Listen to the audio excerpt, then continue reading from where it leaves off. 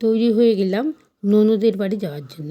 যে শাশুড়ি মা আমি যাওয়ার কথা ছিল, এবার ছোটোটাও বলছে পরীক্ষা হয়ে গেছে, দেওয়ার ছিল বললে পরীক্ষা হয়ে গেছে আমাকেও নিয়ে চলো, তাই ওকে নিয়ে গেলাম। প্রথমেই টোটো করে গেলাম, তারপরে লঞ্চে গেলাম। এই যে লঞ্চে মা এই লজেন্সগুলো খুব ভালোবাসে খেতে, তাই কিনে দিলাম। লঞ্চে করে নেবে তারপরে আবার রিক্সা করে যেতে, যে রিক্সায় চাপলাম।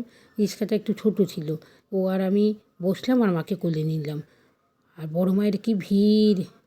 শুক্রবার, শনি মঙ্গলবারই বেশি ভিড় হওয়ার কথা, কিন্তু শুক্রবার ছিল, কিন্তু ভালোই ভিড় ছিল।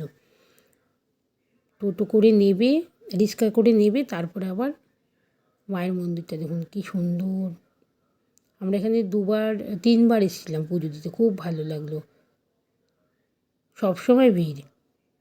বাড়ি ফিরলাম আমি রবিবার দিনও খুব ভিড় ছিল। এই যে DN5 এলাম, বাসে উঠলাম, তারপর বাস থেকে নেবে এই যে আমার হাতে ব্যাগ, ওরা দুজন হাঁটছে, আবার টোটো চাপতে হয়। টোটো থেকে একটু হেঁটে তারপরে টোটোটায়, তারপর বাড়ির সামনে টোটো অবশ্য নামায়। এই যে পৌঁছে গেলাম ননদের বাড়িতে। ননদের বাড়িতে গিয়ে খাওয়া দাওয়া করলাম, তারপরের দিন আবার ঠাকুরের নাম শুনতে গেছিলাম, ঠাকুরের নাম।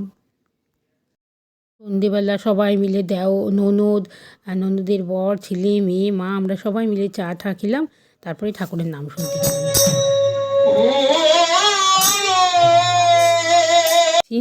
একদিন ছিলাম আমি, তারপরের দিন শুক্রবার ছিলাম, রবিবার দিন চলে এসেছি। যে মা কত দূর চলে এসেছি, তাও মা দাঁড়িয়ে রয়েছে অনেকক্ষণ, যতক্ষণ দেখা যাচ্ছিল ততক্ষণই। আর বাসে আস্তে আস্তে আর একজন তো ঘুমিয়েই পড়লো। বাসে তো অনেকক্ষণ টাইম লাগে, তাই একটু ঘুমিয়েই পড়েছে।